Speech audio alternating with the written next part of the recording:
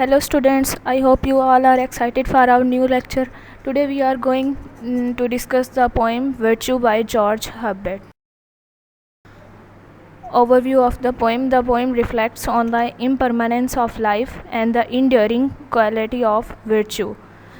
Utilize metaphors from nature to convey its themes.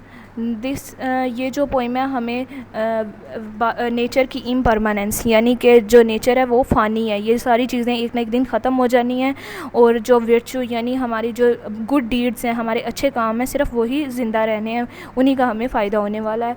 इस चीज़ को discuss कर रही है और इस पोइम में मेटाफर्स यूज़ किए गए हैं, नेचर को एज ए मेटाफर यूज़ किया है ये थीम हमारे पास वर्चू का थीम कन्वे करने के लिए। First of all, we will read the original text. Virtue. Sweet day, so cool, so calm, so bright, the bridal of the earth and sky.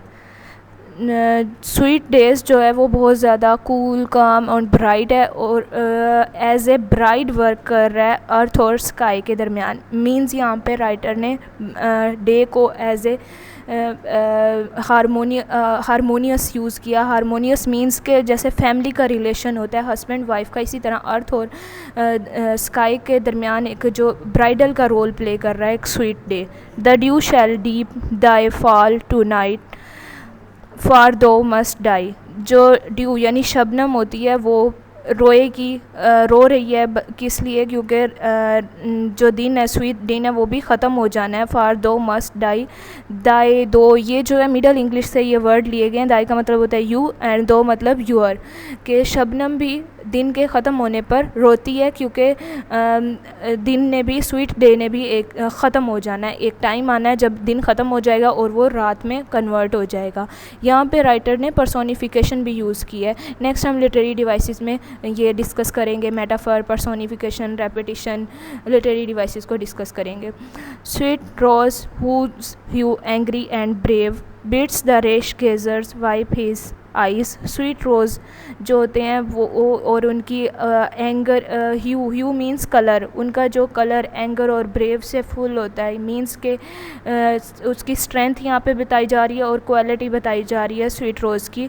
एक ऐसा स्वीट रोज़ जिसके अंदर ये सारी क्वालिटीज़ होती हैं, मतलब उसका कलर अपने फुल ऑफ कलर्स और फुल ऑफ स्ट्रेंथ होगा, वो बिड्स मीन अर्ज मजबूर कर देता है rash gazers wipe his eyes, देखने वालों को कि वो उसकी चमक से अपनी आंखों को साफ़ करने पर मजबूर हो जाएं, कितनी ज़्यादा उसमें खूबसूरती होती है। Thy root is ever in its grave, लेकिन फिर भी उसकी रूट्स क्या होती हैं, ग्रेव में होती हैं, यानी उसकी रूट्स भी एक ना एक दिन ख़त्म हो जानी होती हैं स्वीट रोज़ की भी। एंड दाउ मस्ट डाई, और वो भी एक दिन मर जाएगा। Sweet spring full of sweet days and roses. Sweet spring means अब सीज़न की बात हो रही है कि स्प्रिंग का जो सीज़न है स्वीट डेज़ से फुल, रोजेज़ से full, a box where sweet compacted lie. और एक स्वीट स्प्रिंग को एक बॉक्स से यहाँ पे कंपेयर किया गया है कि एक बॉक्स की तरह का ये जो सीज़न जिसमें स्वीट्स भरी होती हैं, मीन्स के अच्छे दिन, अच्छी यादें और खुशगवार सा माहौल से भरा हुआ ये जो सीज़न होता है। My music shows you have your closes, और ये जो इसके म्यूज़िक और म्यूज़िक मीन्स के ये अमेजिंग डेज़, ये भी ये क्या है एक ना एक दिन क्लोज़ हो जाने हैं, ख़त्म हो जाने हैं। आल मस्ट डाई, इन्होंने भी मर जाना है। Last stanza only a sweet and virtuous soul. Last stanza जो है वो कंट्रास्ट शो कर रहा है अबव 3 स्टैंज़ा से। लास्ट स्टैंज़ा के अंदर एक कंट्रास्टिंग थीम है, जबकि फर्स्ट 3 स्टैंज़ा में सिमिलर थीम हमें शो हो रहा है नेचर का, जबकि लास्ट स्टैंज़ा में कुछ अलग है, कंट्रास्ट शो हो रहा है हमें इन तीनों से। मीन्स यहाँ पे पैराडॉक्सिकल सिचुएशन है। Only sweet and virtuous soil, सिर्फ एक अच्छी और वर्चुअस मीन्स नेक सॉल रू। Like season timber, season timber ऐसा टिम्बर जिसने बहुत सारे मौसम्स को बर्दाश्त किया, मौसमों को बर्दाश्त किया है, सीज़न्स को, मीन गर्मी, सर्दी, बहार, ख़ज़ां, बहुत ज़्यादा अरसा जो खड़ा रहा है मुख्तलिफ़ मौसमों को जिसने बर्दाश्त किया है, उसकी तरह नेवर गिव्स, जो ख़त्म नहीं होगी। स्वीट साउल जो है, जो सिर्फ वो ख़त्म नहीं होगी, बाकी हर चीज़ क्या हो जाएगी, फ़ना हो जाएगी, ख़त्म हो जाएगी, फ़ानी है, मोर्टेलिटी शो कर रही है बाकी चीज़ों की।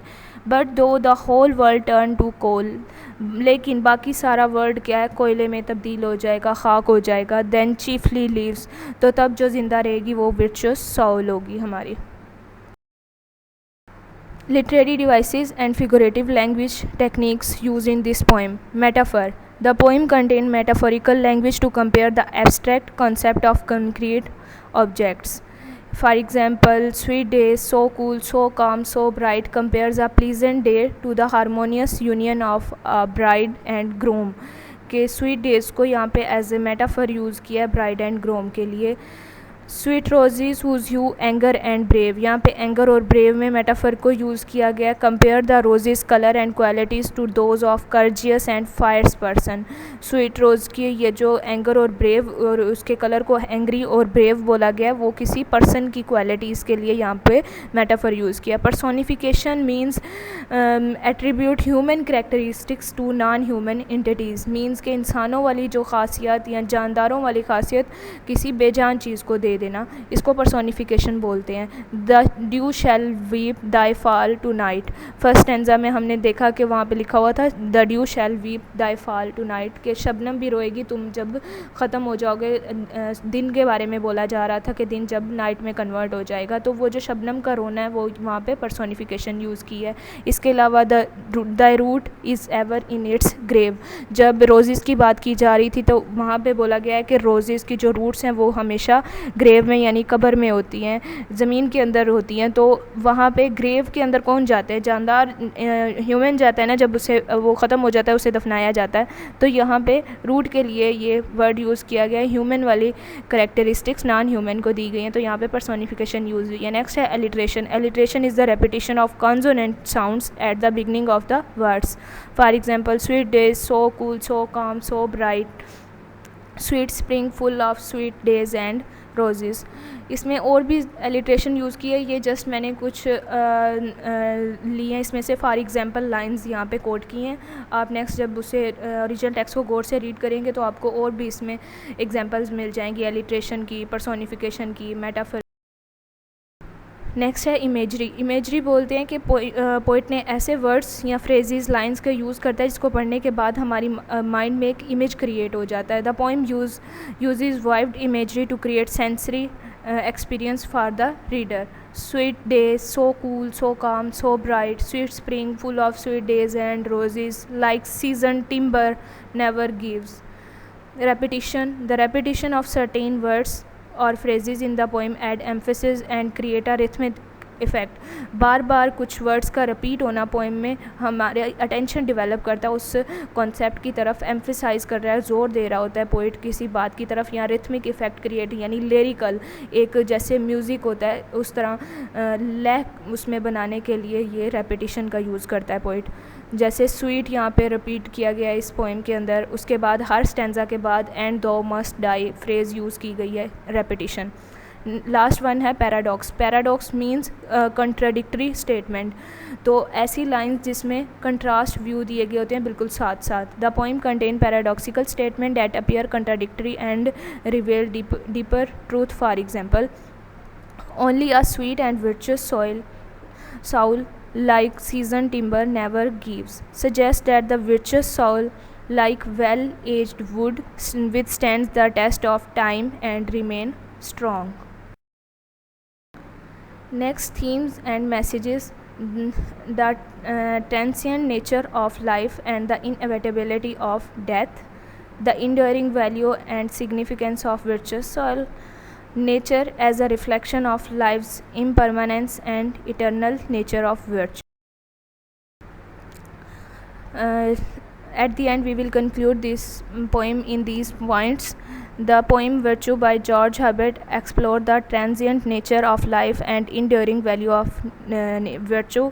Means that कि ये पोइम हमें शो करती है ट्रांजिएंट नेचर ऑफ लाइफ के लाइफ का ख़त्म हो जाए, अचानक से ख़त्म हो जाना और एक ना एक दिन इसने ख़त्म हो जाना है, मतलब ज़िंदगी फ़ानी है।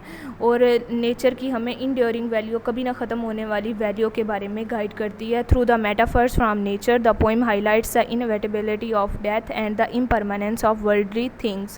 और ये पोइम हमें डेथ की इनएविटेबिलिटी यानी अचानक से मौत हर किसी को आ जानी है, इस चीज़ को शो करती है। और इम्परमानेंस ऑफ वर्ल्डली थिंग के ये जो दुनियावी चीज़ें इन्होंने ख़त्म हो जाना है, इन चीज़ों को शो कर रही है। It emphasize that only a virtuous soil like in the seasoned timber remains strong and steadfast even in the world devoid of life। Season timber का वर्ड यहाँ पे पहले भी यूज़ किया गया है। टिम्बर के बारे में मशहूर है, एक ऐसी लकड़ी है कि बहुत ज़्यादा मजबूत होती है, जैसे अंधेरी, तूफ़ान, बारिश जो भी आई ये दरख्त मुश्किल से ही गिरता है, इतनी जल्दी नहीं गिरता। तो इस वजह से ये इसको यहाँ पे मेटाफर के लिए यूज़ किया है, यहाँ पे virtuous soil के साथ कंपेयर किया है कि जिस तरह सीजन टिम्बर खड़ा रहता है, फेस करता रहता है हर किस्म के सीज़न को, इसी तरह virtuous soil भी स्टेड फास्ट है और स्ट्रॉन्ग है, और वो सिर्फ कायम रहती है इस दुनिया में और कोई चीज़ कायम नहीं रहेगी। virtue invite contemplation on the significance of moral values. Virtue ये जो पोइम है हमें सिखाती है मॉरल वैल्यूज़ की इंपॉर्टेंस को and the eternal nature of virtue. और वर्चू मींस गुड डीड्स की इटर्नल वैल्यू, लाफानी यानी कभी ख़त्म ना होने वाली उसकी नेचर के बारे में बताती है, which transcend the fleeting aspect of the physical world. और ये जो फ्लीटिंग एस्पेक्ट्स हैं, फ्लीटिंग मींस ख़त्म हो जाने वाले एस्पेक्ट्स वर्ल्ड, फिज़िकल वर्ल्ड के, यानी ये जो चहक है दुनिया की, चहक महक और चहल पहल, ये सारी चीज़ें ख़त्म हो जानी है और सिर्फ वर्चुअल सॉइल ही रहनी है हमेशा। Thank you so much. If you have any question you can ask in comment box.